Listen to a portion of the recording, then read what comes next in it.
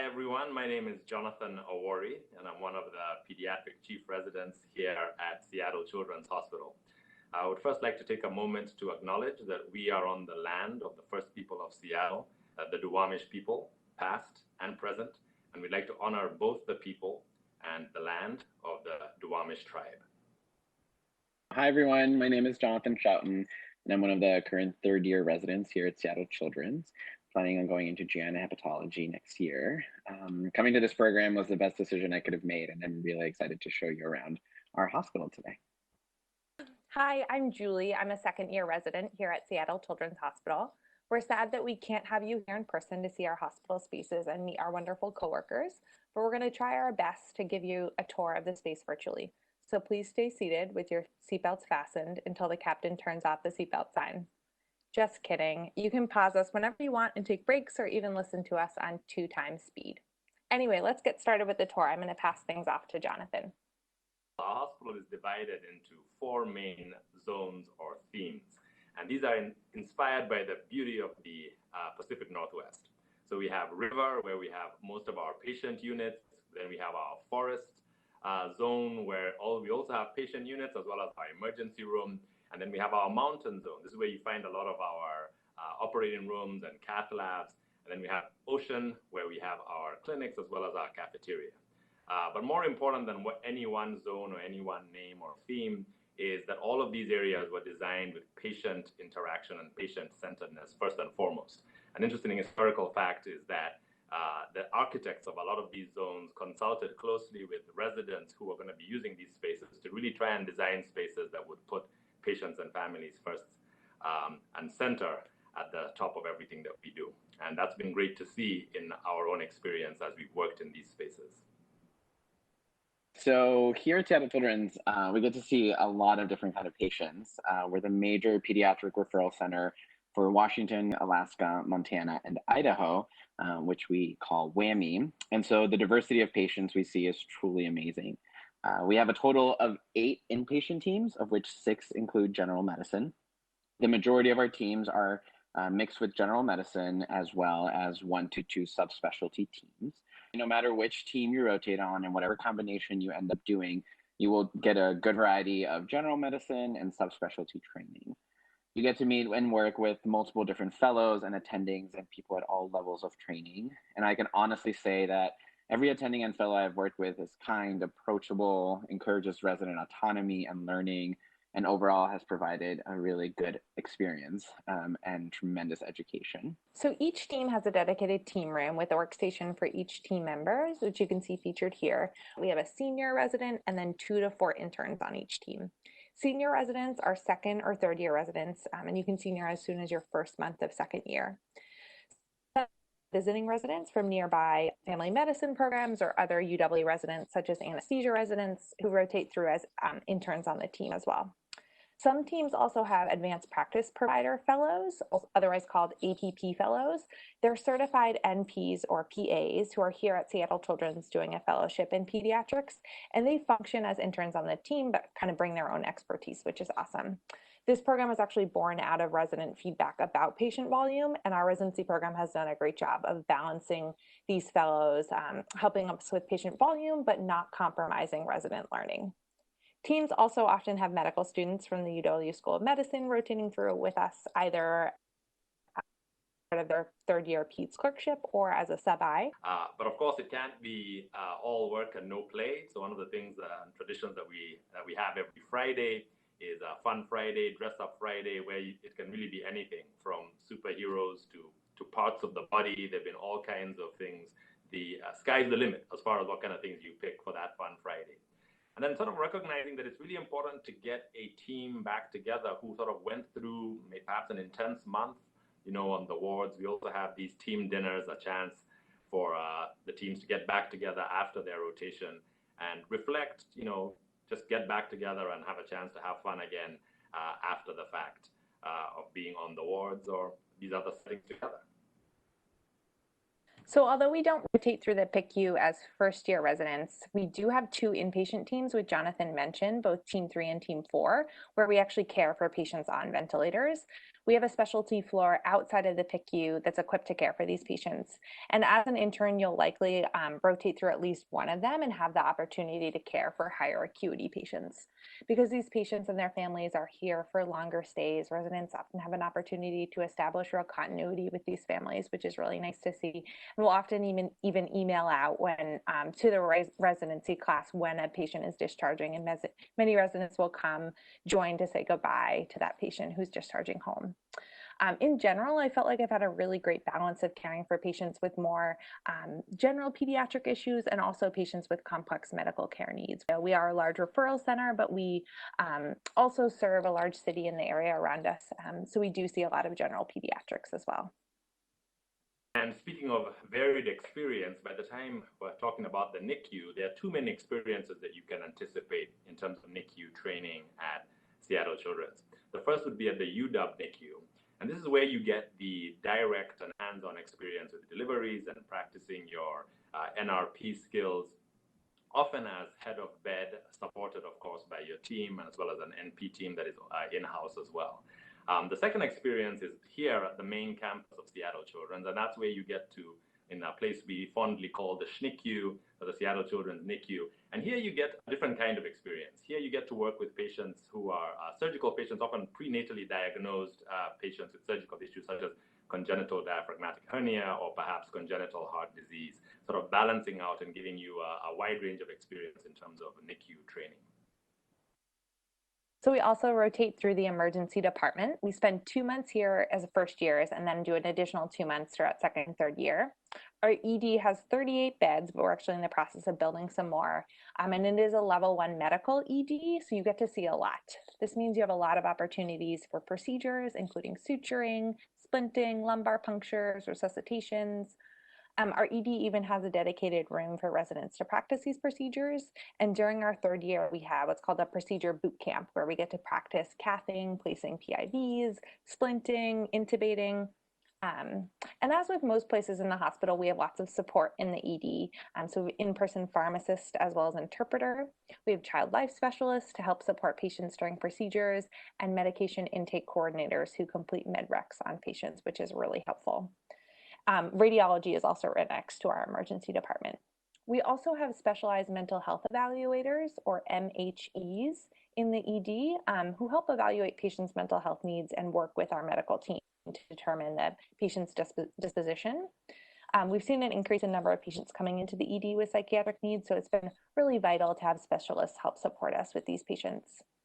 I should also mention we do have a psychiatry and behavioral medicine inpatient unit called the PBMU in our hospital. So we also get to rotate through the pediatric ICU. And I think that the PICU experience here is pretty unique in that we rotate through both the Seattle Children's Hospital PICU as well as the Harborview Medical Center PICU. And we'll talk about Harborview in a second. But both Seattle Children's and Harborview are the only places in that WAMI region with pediatric ECMO. And just for reference, the WAMI region is about 25% of the United States landmass. So that's a pretty wide area that we get to serve. Our PICU here at Children's has about 45 beds total. There are 2 resident teams. We do 1 rotation in the second year and 1 in the third year.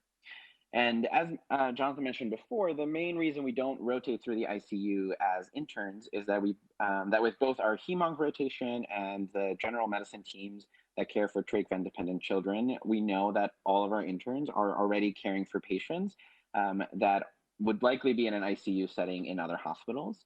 And then it's also worth noting that both our pediatric ICU and neonatal ICU rotations are only Q4 months as well. There are definitely a good number of fellows here because there are a lot of subspecialties here, but it truly has always felt like a collaborative team. And as a resident, even as an intern, you truly feel like an integral part of that team. Our program is always looking to improve and welcomes resident input, and there are a ton of examples that we can talk about. Now, I mentioned Harborview, and that is one of my favorite places we get to rotate through as residents. So Harborview Medical Center is a public hospital where we work both on the pediatric inpatient unit and the pediatric ICU. It is the designated disaster control hospital for Seattle, and it has the only level 1 adult and pediatric trauma and burn center for the WAMU region. It actually has one of the largest burn centers in the United States. So as residents, we spend a significant amount of time there in a variety of ways. It is a continuity clinic for some of us, but then each resident spends 1 month here in the second year and in the third year. During that month, we get to spend 2 weeks on the inpatient team and serve as the pediatric consult service, which is a really cool experience. And then the other 2 weeks, you spend it in the pediatric ICU, taking care of predominantly burn and trauma patients as well. Harborview has been such a highlight of my time here, and it honestly is such a unique aspect of our program. I absolutely love that hospital. So during our intern year, as Jonathan mentioned, we spend a month on Hematology and Oncology unit. Somewhat unique to spend time here so early in your training, but is something that residents really appreciate. And on nights as an intern, you actually work directly with just an attending, so just you and attending in-house overnight, which is a pretty unique opportunity to learn directly from an attending as a first-year resident, and ends up being a really awesome time for some great one-on-one learning. Seattle Children's is also on the front lines of developing some cool new treatments and leading research studies in things like CAR T-cell immunotherapy and stem cell transplants. So it's pretty neat to kind of be on the front lines of that as well.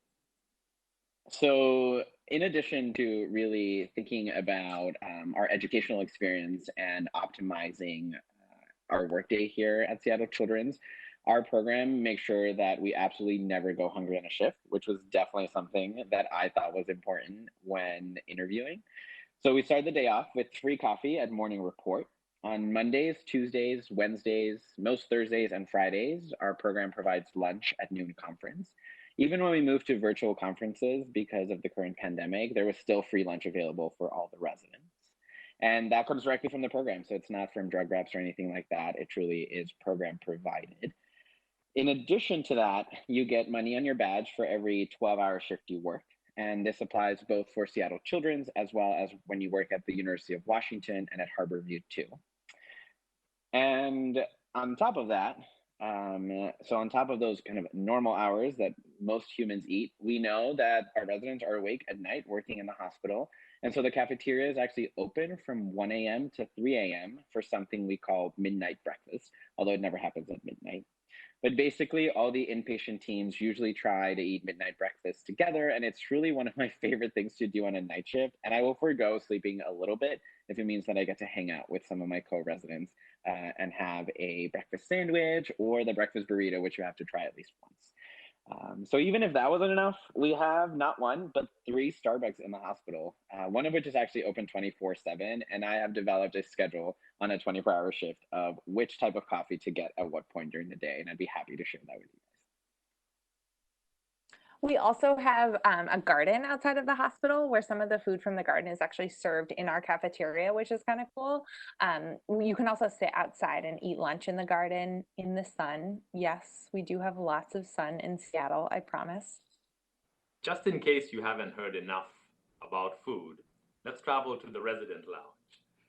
This is a wonderful space with its own dedicated kitchen and a fridge full of life-sustaining items like ice cream, just for critically getting through that day. It's also a space that has resonance for other reasons. It's where we have our intern support group. This is a weekly session led by a wonderful social worker that gives the interns a chance to just talk about their experience, good and bad, and have a chance to reflect and learn from each other and just eat some good food while they take that in. Seniors get some of that too with our quarterly session. And more broadly, the residents here get counseling free of charge through the UW. Again, just sort of emphasizing that, that ethos of wellness that we think is especially important over here.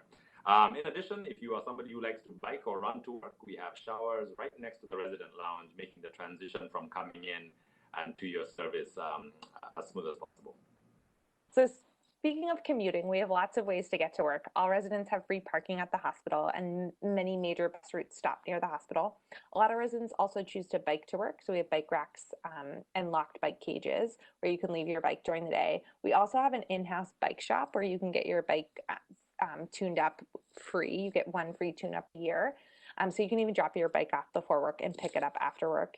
So, in addition to all of that, near to the resident lounge, there are call rooms, and our program has advocated very strongly for all of us to have individual call rooms for our overnight shifts as well as our 24-hour shifts.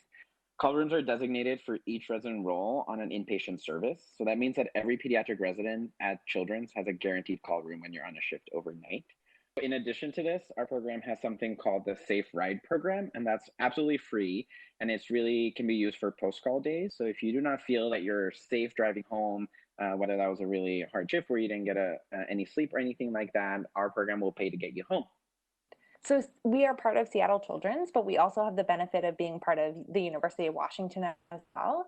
And through all of that, there are, as both of the Jonathans have alluded to, there's lots of ways that both of those organizations support residents' interests. We actually have a library in our hospital. There's free use of the copy machines and article scans. We have over 350 journals as part of Seattle Children's, and then UW has thousands in addition to that. We have online access to up-to-date Dynamed, visual diagnosis, just to name a few, but there really are a lot. We also have librarians on staff who will do literature searches for you, which is something I just learned about recently, but you actually send them a question that you're interested in and they'll pull all of the relevant literature on that topic, which is really cool. So thank you so much for joining us on this virtual tour. Normally, I like to end tours with briefly explaining why I picked this program and why I've been so happy here. I think the thing that I was most impressed by right away when I was in your shoes were the people and the relationships that they had. So that was initially what drew me to this program. Coming here, I have made some of the best friends of my life and I've had amazing experiences here, and I absolutely do not regret it. I think big picture, looking at why I overall picked this program, in addition to just meeting some really amazing humans and mentors, I think that Seattle Children's has provided me with a lot of diversity in patient care, different diseases, not just because we get to take care of so many sick kids, but because we get to take care of kids from so many different parts of this country. And I've also been continuously inspired by the attendings who go the extra step, by the fellows who stay late to talk to their patients, as well as by my co-residents who just make me a better doctor every day. So I absolutely do not regret coming here, and I still love it as much as I did my first year.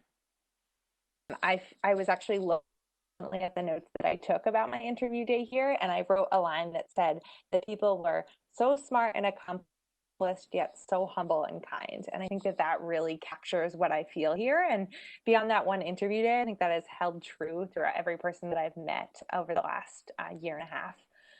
The people here, as Jonathan said, are just really dedicated to their patients, really dedicated to educating those around them, and being the best doctors that they can be. And I couldn't ask to train in a better place.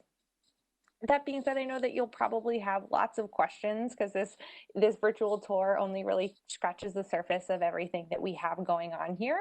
But please feel free to reach out to the interview day. There'll also be opportunities during your actual interview day to have a Q&A with residents, and we have additional social hours as well. So please reach out if you have any questions. Here's what stood out to me at Seattle Children's. I kept meeting people who took their work seriously, but not themselves seriously. And that created just an atmosphere that makes you enjoy actually being at work, even when you have those longer days and those tougher experiences. It just matters who you have around you in those moments. And that's repeatedly the culture that I saw here. A complete lack of ego, even with a background of just highly impressive achievement. The phrase that I got inspired to call that the other day was chill excellence. And feel free to hashtag that, that's no problem. But that's how it just sort of struck me. And that's what has kept me going and what made me come back for another year, even after graduating. Here I am. So that's been my experience. We are so glad you could join us for this experience right now. And we look forward to talking to you soon. Thank you for being here.